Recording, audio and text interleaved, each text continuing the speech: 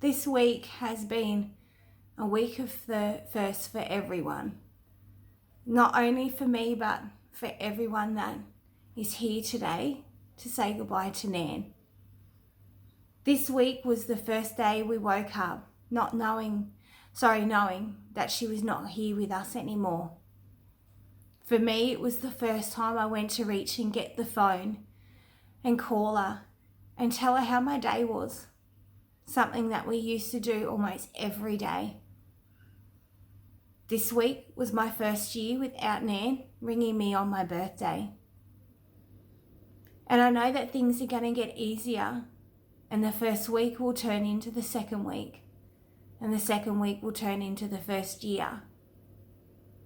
And the thing that worries me more than anything is I don't want to forget somebody who was so important. And under these circumstances, we all sit here today, spread all around Australia, saying goodbye to somebody who we love so much, watching it on a TV, not being able to be there for my mum and my Uncle Gary and my Auntie Juanita. It's a strange feeling. It's almost a hard way. It's a harder way to say goodbye to somebody. But it's extremely important that we make today as special as possible. So I'm going to be quick today because I know there's going to be a lot of people that want to say something. But it's just really important for me to emphasize that this was a woman that meant so much to everybody. She was strong. She was loving. She was caring. She didn't waver from her beliefs. She didn't ever try to make you anything other than what you were supposed to be, and that was the best person that you were supposed to be. Even though there was times that maybe I didn't believe that I was the person that she saw, she never ever turned her back on me. She always encouraged me to believe that I could be absolutely anything I wanted to be. She loved to tell a story. How I love to listen to her stories, and how I wish I could listen to one more today. She was the best cook. I used to love going into the pantry, and Sally will tell you, the little green Tupperware containers down the bottom that always had the chocolate spiders in them. Oh, they were the best. And she never ever questioned when she went there and they were emptied. She just knew that we loved them, and she made them with love. Some of my fondest memories was when me and my sister and my brother used to go down to Nan's on school holidays, and we'd go down to the beach, and Nan would make us silverside sandwiches. And she would get the tiny little pickled onions and she would cut them up into millions of little pieces and spread them all over the sandwiches. And then she would lightly wrap them, which always meant by lunchtime they were covered in sand. And they were gritty, but they were the most yummiest, beautiful sandwiches I've ever eaten. Sitting there after being in the beach all day, swimming under the umbrella with Nan and my brother and sister, eating these sandwiches covered in sand. She taught me how to make memories. She taught me how important life was, and I pass that on to my children. And hopefully one day I will have done her proud, and that the kids will grow up knowing who their Nan is. They do now, but always remembering.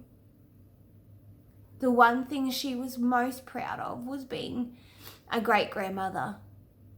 She loved all the grandkids, and she was so proud. She never ever thought that she would make it to see her grandkids grow up, and she did. She used to tell me how going out with Uncle Gary on the Saturday was just the highlight of her week. Listening to the music, Uncle Gary pushing her while she felt the sun on her face, the breeze, that she just felt so free. She felt like she was part of something when she was out.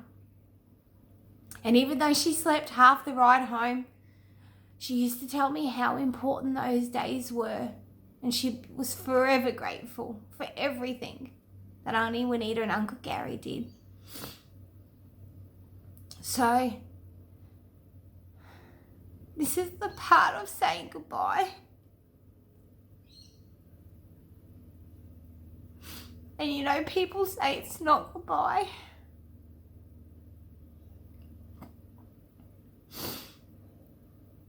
But doing the first really hurt. And I'd like to believe that she's out there looking at us and she's proud. Because the one thing she was proud of more than anything was her family. And that we are all here today. And as I said, under these strange circumstances. Not a traditional goodbye, but we're making it the best that we can for someone who we all loved. So Nan, every Sunday I will pretend I pick up the phone and talk to you. And every time I do something that I'm proud of, I know that you'll be looking down, and the kids, all the grandkids. I'm grateful for the time that we had. Blessed that we had this long. I can't sum up how much I love you and how much you mean to all of us. We will miss you. And I know one day we will meet again. I love you, Nan.